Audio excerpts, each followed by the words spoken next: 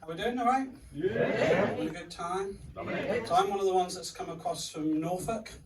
Are there guys in Norfolk? Yeah. So out in the countryside, it's one of those places we don't get a phone signal. It's one of the places they've started to have to put telephones in the red defibrillator boxes. I'm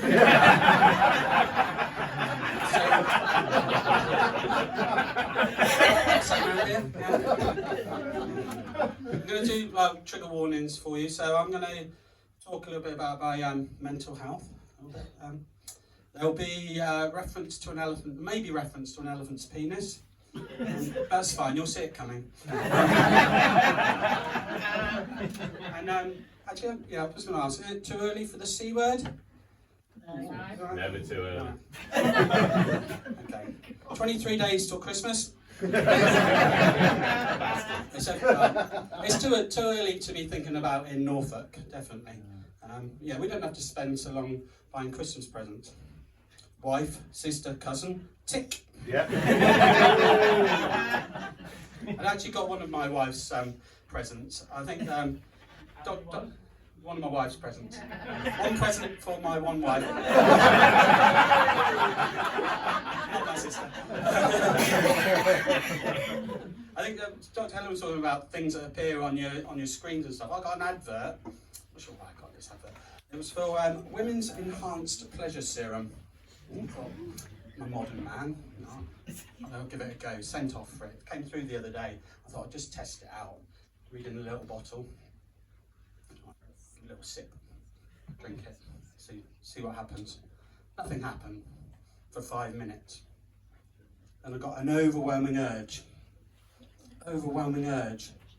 to give her the remote control, get her a gin and tonic and clean the bathroom. Best night of her life, she said. I'll give you the link later. Yeah, so, yeah, interested in a little bit about mental health stuff. Yeah, so I got into, struggled with my mental health, decided music was one of the things that was going to help with mental health. I got really into 1970s rock music. Anyone else like 70s rock? Yeah. I used to love the energy it gave me. I used to listen to it first thing in the morning, listen to it at lunchtime, when I got home from work, before I went to bed. And when I wasn't listening to it, I was thinking about it. And then my mental health kicked in. And I thought, well, maybe I'm listening too much and thinking about it all the time. It started to worry me. And I went to the doctors, explained what was going on. Diagnosed with OCDC. I've got 3 kids. One dad joke. Actually, my son said to me, when you do your stand-up, are they all dad jokes? Yeah. I said, well, if you come and watch me, then technically yes.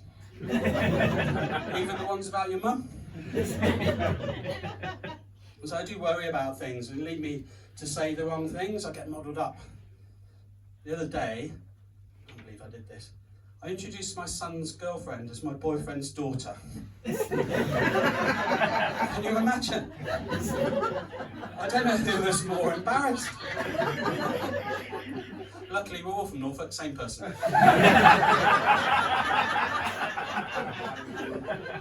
I do like music. I'm really into music. Went to quite a few festivals over the summer. Any of you guys like festivals? Been to festivals? Yeah. Yeah. Anyone got a favourite festival? Yeah. Glastonbury. Got tickets for next year? No, but I want next year. So my favourite festival, I don't know if they have it around here, it's called Let's Rock. Has anyone heard of this one? They do it in Norfolk and Suffolk. It's like an 80s festival, you get all the 80s bands there. I think it should be called Let's Rock While We Still Can. You'd love it.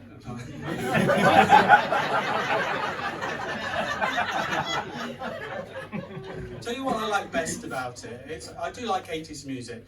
The thing I like best is the compare that they have. It's got the broadest Norfolk accent I've ever heard. So I'm saying, ladies and gentlemen, we got a treat for you. Coming out, that's Billy Ocean.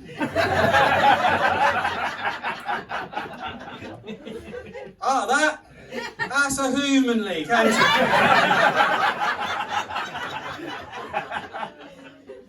And all our headliners tonight. UB40.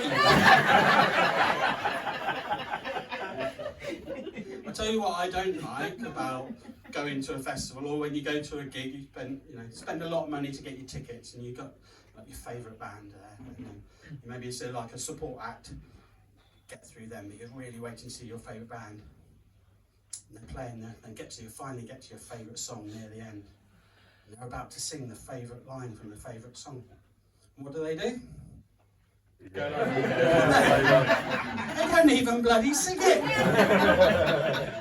Paid all that money for Karen and her pissed up mates to actually sing it.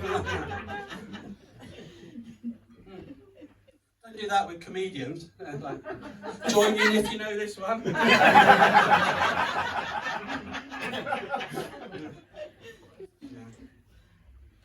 I get it. It's like the other thing I think is like, particularly with these 80s bands, is that like they're just playing all their old hits and stuff like that. And I think as a comedian that's a bit unfair. Some of you, who was at the Goat at Frognall? Somebody came with a couple of you. So you've heard some of my jokes before, haven't you? It's a bit unfair. So it's like, but if I came back here next month, I don't know if we're doing this gig next month. We should do, because it's been fucking cracking, hasn't it? And I was on and I did the same set. You'd feel cheated, wouldn't you? Like that. So it's a bit unfair. But with the bands, they do that. But I get that. I'm the same. If I go and see a band I like on hits, I'm a big fan of Kaiser Chiefs. Anyone else like Kaiser Chiefs? Yeah. So me and my friend, really big fans. So we decided we were going to make a big trip of it. So we flew to America to go and watch the match. So we took 2 flights over there. Really excited. Great support band. And then Kaiser Chiefs come on. Ricky Wilson walked up the stage. Great news. Not going to be playing any of our hits. All stuff from our new album. I thought, oh my God. I can't believe it. I'd never been so far away from home.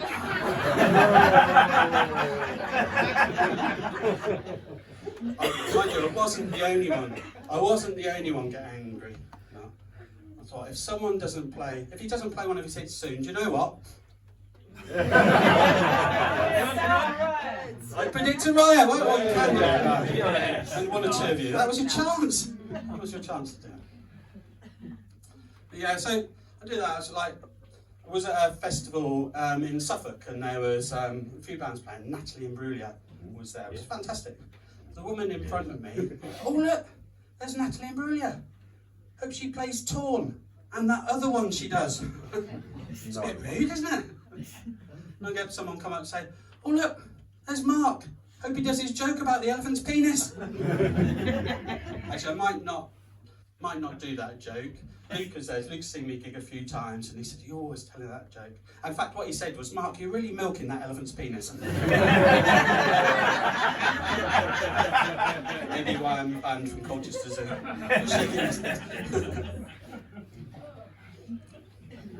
So the other thing there, I think with being a comedian, the difficulties is find probably a few things talking about elephants' penises and so on.